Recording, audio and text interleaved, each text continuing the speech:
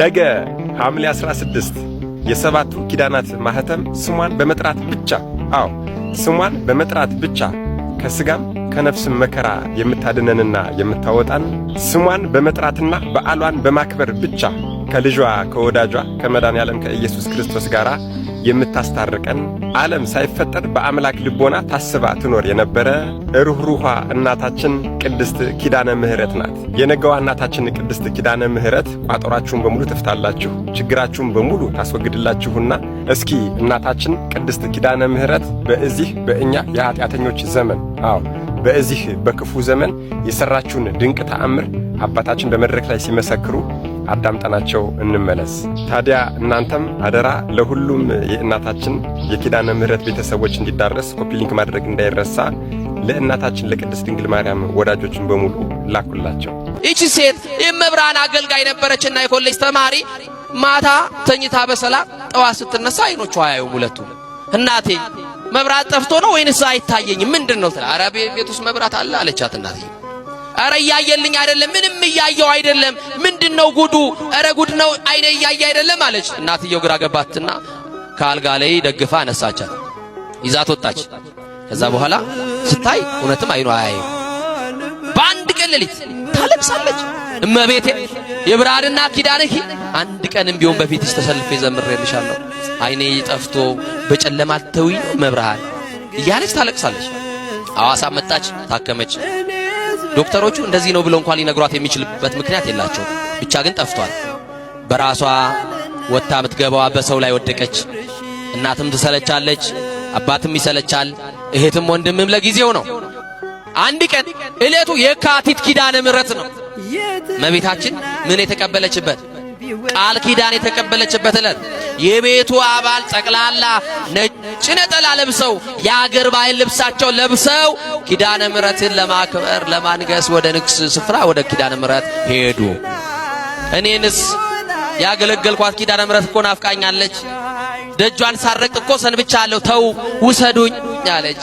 አንቺን እየጎተትን አኑ ለማርፈሽ ቤት ጠብቂ ያሏትና እናትም አባትም ወንድምም እህትም ጨክኖ በር ቁልፍ አደረገባት። ምን አደረገባት? ተቆለፈባት። ከውስጥ ሆና እየየ አለች፣ አለቀሰች።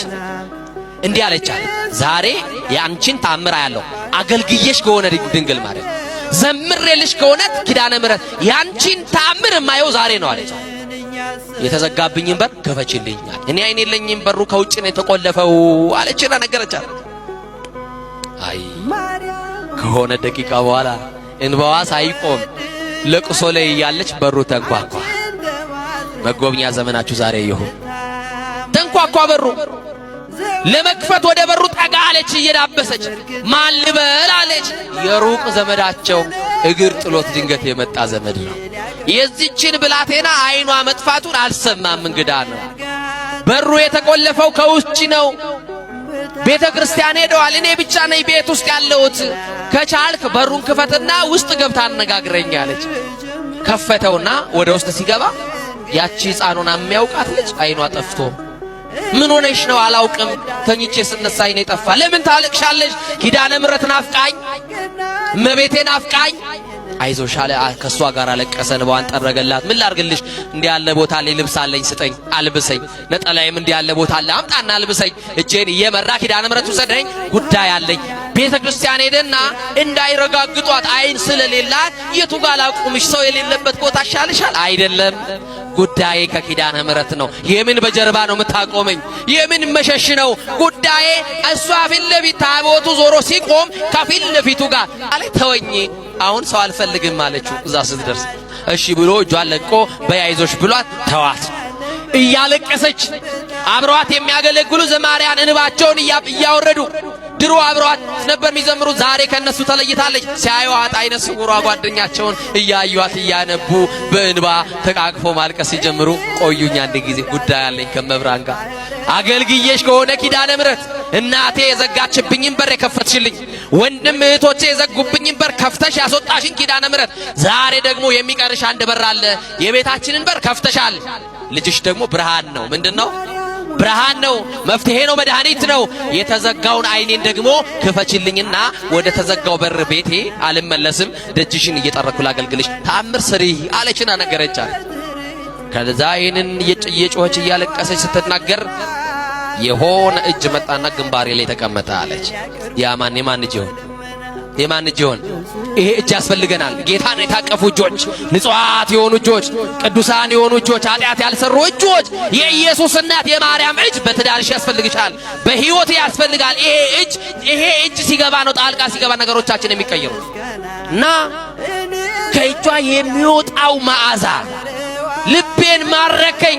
የማን እጅ ነው ብዬ እንዳላነሳ በአፍንጫዬ የሚገባው ከእጇ የሚሸተኝ መዓዛ ልቤን ማርኮታል። ዝም አልኳት አለች።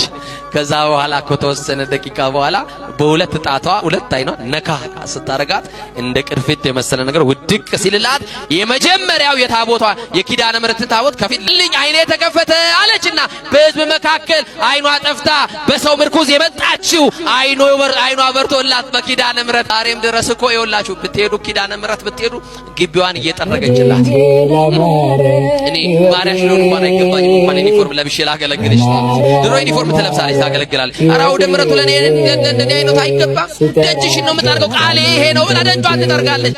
በዚህ ጭንቀት በበዛበት ዘመን እንደዚህ አይነት ነገር ከመስማት በላይ ምን ሊያጽናናን ሊያስደስተንና ተስፋ ሊሰጠን ይችላል?